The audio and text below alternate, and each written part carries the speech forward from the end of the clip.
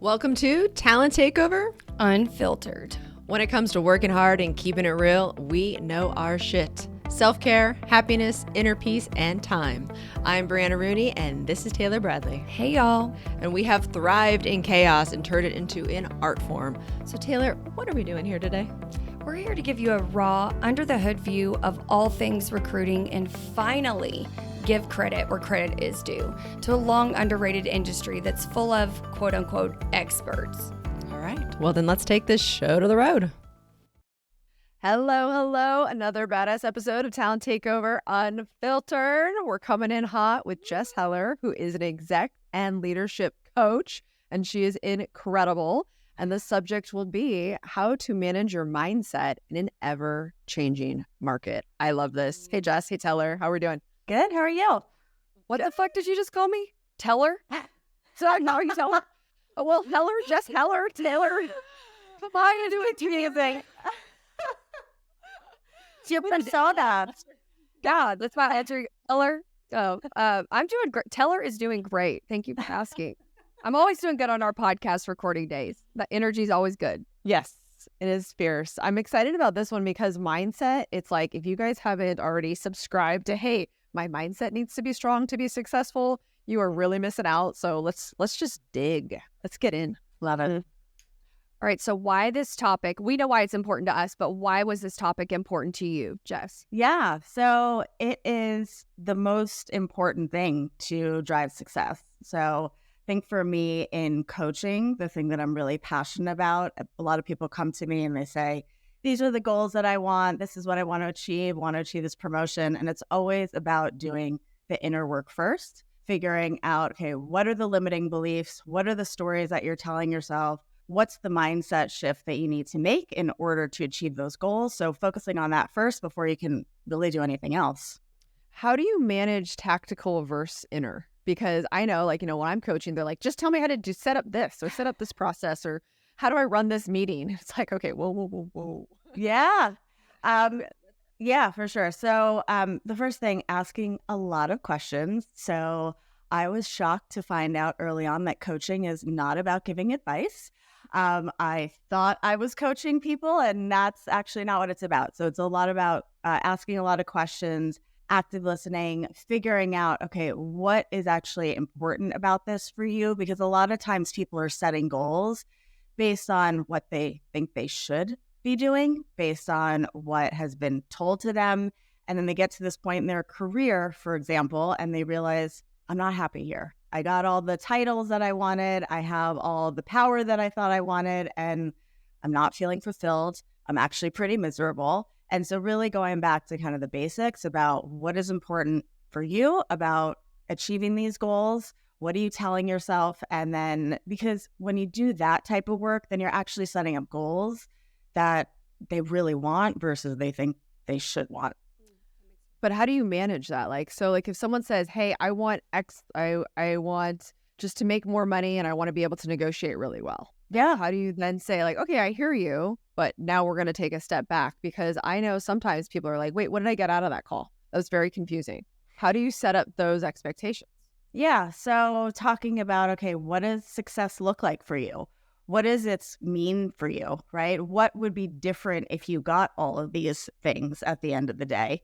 And so really trying to ask a lot of questions to help them navigate the picture of success, because when you really get deeper and deeper and deeper into those questions, they start to have a bigger picture of what they want versus setting goals from a place where they're honestly sometimes playing small. So you want to get them into a really empowered headspace. So whatever goal they're trying to achieve is bigger than the one they would have set when they came in with a lot of these limiting beliefs. So trying to get them into okay, what's the 7-year plan, right? What's the 10-year plan?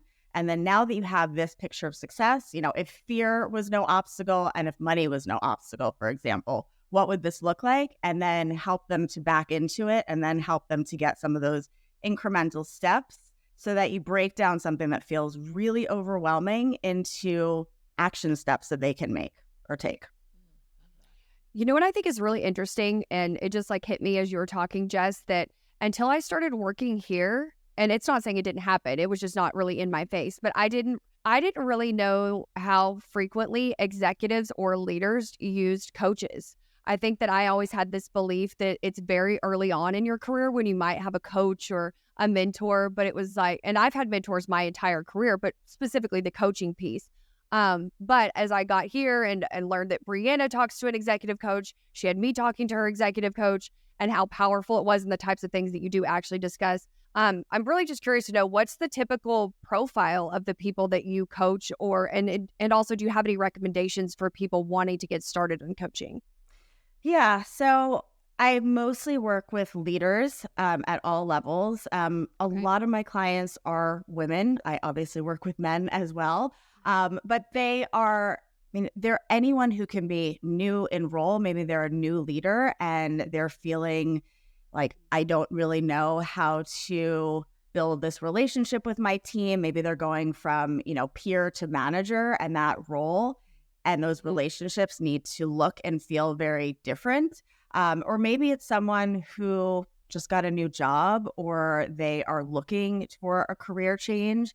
And it's really just finding a thought partner. I mean, that's the biggest thing about coaching. And that's why I said, this is not about giving advice. It's not, there's a mentor, there's a sponsor out there, but a coach is really a thought partner for you. It's someone who's in your corner, who can see things sometimes that you can't see in yourself, who can really pull that out of you and make you think bigger for yourself. And so it's anyone just wanting to grow and learn and create some awareness around their blind spots.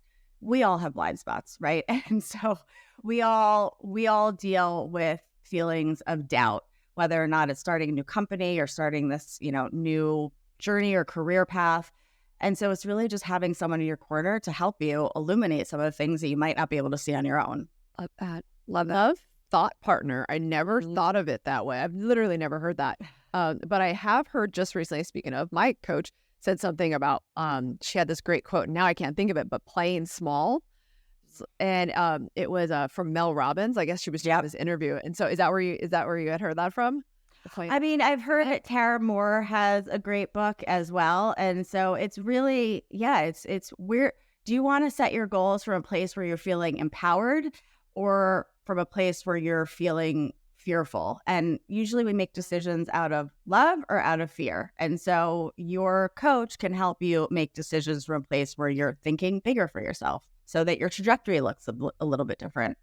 What if that overwhelms the person? I mean, naturally, I think it's really easy to hear. So hit my mic. It's really easy to hear someone and be like, wow, I can see these things really clearly, because you're not looking with emotion. So now you're saying this is actually, if you play bigger, this is what you're capable of. What if the person then just it's just not there? They're like, I can't believe it. I can't get there. That seems like that's a lot of work. So how, as a coach, can you really manage and have them fight and think bigger? Well, number one, when people come to a coach, they need to be willing to think about things from a different perspective. So that's always, people ask me, who do you love working with? It's anyone who's willing to invest in themselves, see things from a different perspective, be challenged. And so that's the type of person who I'm sitting in the room with, is someone who wants to invest and who wants to think bigger for themselves. And so that's why it's just breaking it down into more manageable steps. I love coaching because, and I love therapy, and I've done it. It's just, I used to get out of, the sessions, and it's like, great, I have all these insights. Now what do I do? And the difference with coaching is you have all these insights, and at the end of the session, you have some sort of action items or homework or, questions to think about and reflect on. And so if you have a big, overwhelming goal, it's your coach is helping you break that down into some more manageable steps. And once you start seeing the progress that you're making, that's motivating. And so that momentum will get you to the next phase, to the next phase, to the next phase. So it's going to reduce the overwhelm. How do you recommend that people go about finding a coach that's going to be that good thought partner for them? Yeah. So recommendations, first and foremost. So I always, ask people who you work with, ask people who are in your network, hey, do you have a coach? Here's what I'm looking for. Here's what I think might work with me. I do, strategy calls or discovery calls with people, and it's all about just making sure that there's chemistry there. At the end of the day, you really need a coach who you feel is going to call you forth and who's going to believe in you. And for that, you need to have trust. You need to have the feeling like you can be vulnerable with someone. And so you'll get a lot of that out of that initial call. So I'd say talk to a few coaches, trust your gut, and go from there. Okay. That's really good advice. And I'm about to change it because I'm just really curious. Have you ever had to break up with anybody that you've coached?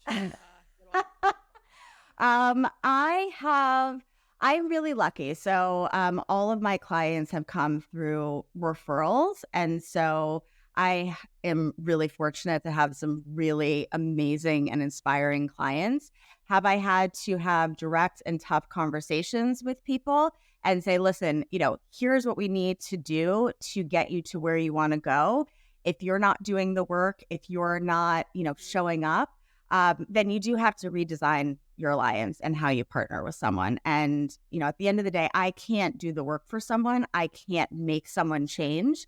I can be here. I can support them. And so if a coach is in a situation where the client is not doing the work, you may need to say that, listen, I might not be the best person for you, or you might not be ready for this.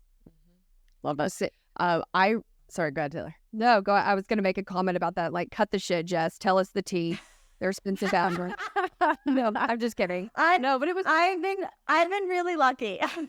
But I do know coaches who I work with and have worked with who, you have to have tough conversations. But what I will say is if you vet your clients early on, then you hopefully will not be in that situation. And so that upfront, designing how you work together, like let people tell you that they're not ready for coaching before you even start. And that's fine. Yeah. Ooh, so is this kind of like a candidate intake? Oh, yeah.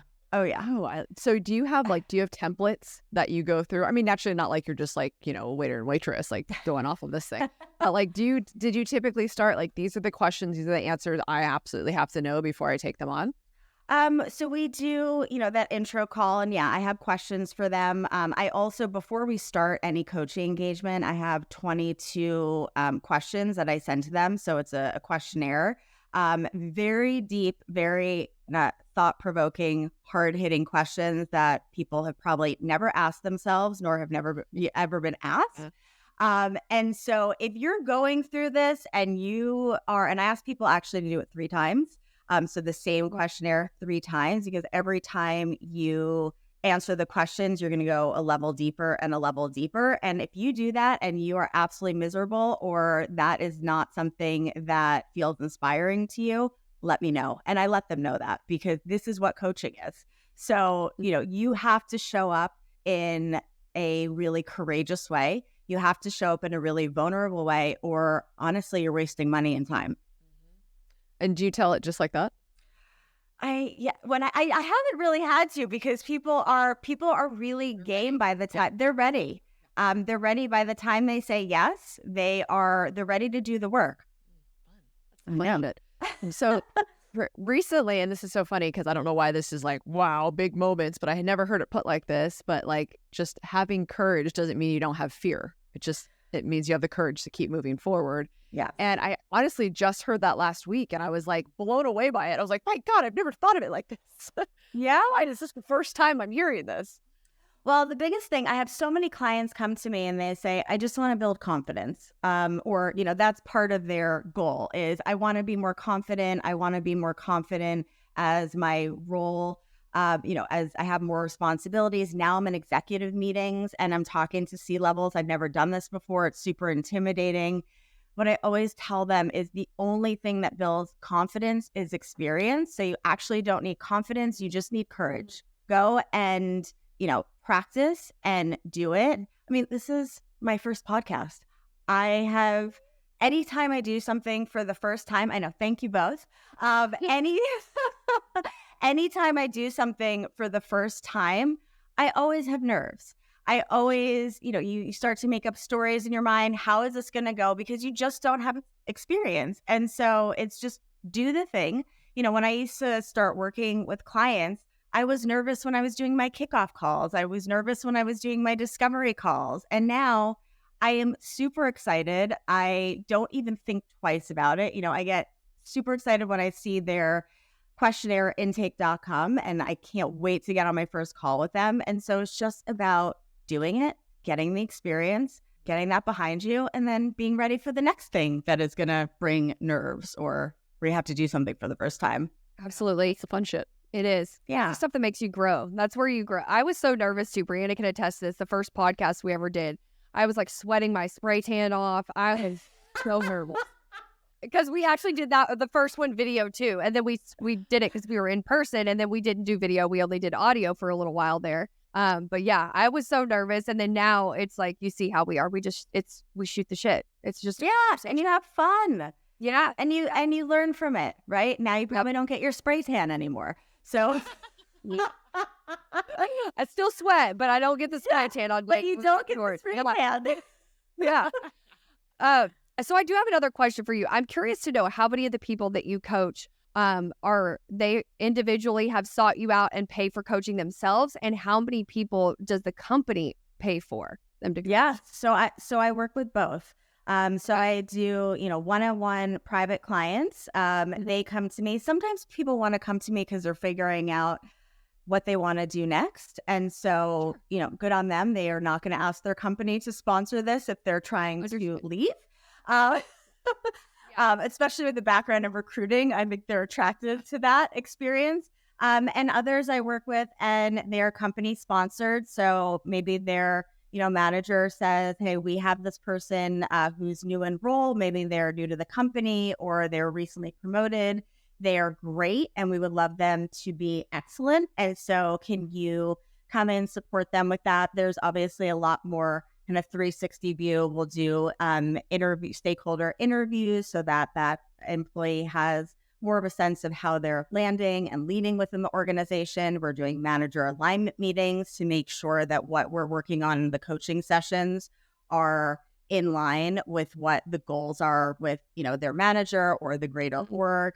So I do both. I also do teamwork with teams and groups. So whether or not that's workshops and offsites and development programs. So I really try to customize how I work with clients just based on what they need and what they want the outcomes to look like. Love that. Again, I had no idea the coaching existed. Oh yeah, go into the team stuff. That's big. No, yeah, the team shit is great because that's where it's at. And I think about oh my god, what is that Axel, that guy Axel who does sorry, I'm totally losing it. It is an investment. It's an investment show. It's like on Showtime. His name's Axel. Billions?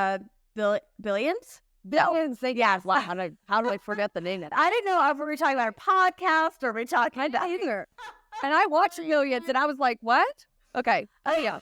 I was dying, but when I started watching that show, and I don't even know, she's obviously a coach, but she's a coach for the team. Yeah, I performance coach. I was like, duh, like that's the stuff every company should have that. Like that's amazing, and it's I love that you're getting into that, because then you see it from an organization, and just because you also came from recruiting, you also get the business initiatives behind it, and you're like, okay, here's what we're trying to accomplish. Here's how we're going to move the needle, and here's how I'm going to help. That must feel amazing. It's amazing because first off, you can start to identify themes within an organization as well. So if you're coaching several people within an organization and everyone is coming to you and saying, hey, we're resource strapped, or we don't have a clear vision, right? Obviously everything we talk about in our coaching sessions is highly confidential. But if you do start to hear themes, you can escalate those to help support the teams and ultimately the organizations. So it's really amazing to be able to support organizations and their and their leaders at the end of the day. And I think the biggest misconception too is that coaching is for people who are not performing well. That is a huge misconception. It's actually for the high achievers who, if you think about Olympic athletes, there's not one athlete who's not going to have a coach. So help them go from good to great, help them go from great to excellent, help them amplify their skills, help them understand, where they might be falling flat and what they need to do to close the gap so that not only, teams are successful, but the whole goal is that these organizations are successful. And, as Brianna said, being in recruiting, we spend so much time, or, I spend so much time finding the right talent for the team. And then you spend, 6-9 months sometimes with these senior people. They come on board, they get a 2-page onboarding doc saying, here's the benefits, here's who you should have your one-on-ones with, and go be successful. And then they wonder why attrition rates are, not great, morale is low. They wonder why those people are not set up for success, or they can't attract the right talent. Like, get a coach in there to help support them to be successful for their first 6 months so that you don't waste all these resources. The amount of money you can save an organization. I mean, just in like the right hiring processes and stuff like that, for a coach, I know. the organization is like massive. It's like massive. It's almost like, wait, why am I charging so little? Like, I know, a lot, but in theory, it is not. Yeah, it's an investment. And when people don't understand the value of coaching and the ROI that you can get on great leadership, they see it as an expense, but it is an investment in their organization and, in their leaders. Yeah, absolutely. Okay. Unfortunately, guys, we're running up on time. So, Jess, with the broken I'm the time police. I'm like, really? What? I know. So I would say, one thing that I would love people to walk away with is understanding what you can control and what you can't control, right? Especially in this environment, in this climate, there's a lot of people who have survived layoffs. There are a lot of people who have survived reorgs. There are a lot of people who are job searching right now. So it's tougher circumstances than we've seen from years ago. And so you can control your mindset, you can control your perspective, and making sure that you are making decisions from a place where you are making conscious choices is really important. Ooh. Gave me chills. Got the chills. You got I'm getting chilly over here. Thank you, Jess. Jess, oh my gosh, this is great. So naturally people are going to be like, Jess, please be my coach. So where can they find you? Yes. So you can find me on my website. It's jessheller.com. You can book a strategy session with me, complimentary. So we can, I can understand your needs, what you're looking for. And if nothing else, you will leave with some tools and resources, or find me on LinkedIn. Love it. And of course, we'll link her in the description, y'all. But love the reviews. We're going to ask, we need some more. We need some more love. We can't help it. Thank you, guys. Thank you. How do you want to leave them? Fuck y'all. No, I'm just kidding. Thank you all so much. No, we love our listeners and we love when they engage with us, and we loved having you on, Jess. Congrats on your first podcast. You nailed it. Thank you. Thanks. Yeah, no, you did great. And we could have talked to you all day, but I know. Yeah, it always goes by so quick. But thanks so much for being a guest. Thank you to all of our listeners. We really appreciate it. Like Breda said, give us some reviews, feedback, comments, anything you guys want us to talk about. We're here. Love it. Love being inspired. Thanks all. See you Tuesday. Thanks. Thank you. Bye. Bye.